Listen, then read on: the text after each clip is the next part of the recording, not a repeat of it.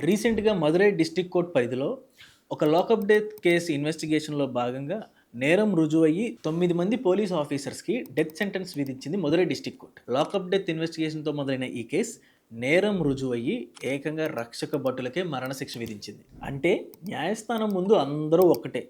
కానీ పోలీస్ ఆఫీసర్స్‌కి మరణశిక్ష పడితే తప్ప లాకప్ డెత్ అనే ఒక సీరియస్ ఇష్యూ మీడియా ద్వారా బయటికి రాలేదా? అంటే ఒక స్పెషల్ పర్సన్‌కో, వీఐపీకో ఏదన్నా హాని జరిగితేనే మీడియాకి న్యూస్ లాగా కనబడుతుంది. మరి మిగిలిన లాకప్ డెత్స్ సంగతి ఏంటి? National human rights commission data ప్రకారం 2021, 22 సంవత్సరానికి గాను 2150 మందికి పైగా లాకప్ డెత్‌కి బలయ్యారు. అంతేకాకుండా ఈ 2026 మొదటి 74 రోజుల్లో దాదాపు 150కి పైగా లాకప్ డెత్‌లు నమోదయ్యాయి. మన ఆంధ్రప్రదేశ్‌లో కూడా పదుల సంఖ్యలో లాకప్ డెత్‌లు నమోదవుతూ ఉన్నాయి.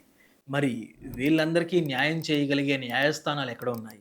ఒకటి గుర్తుపెట్టుకోండి. బలంగా ఉండే పోలీస్ వ్యవస్థ ఉంటే నేరస్తుల్ని పట్టుకోగలం. కానీ బాధ్యతగా ఉండే న్యాయ వ్యవస్థ ఉంటే తప్పు జరగకుండా ఆపగలరని నా అభిప్రాయం.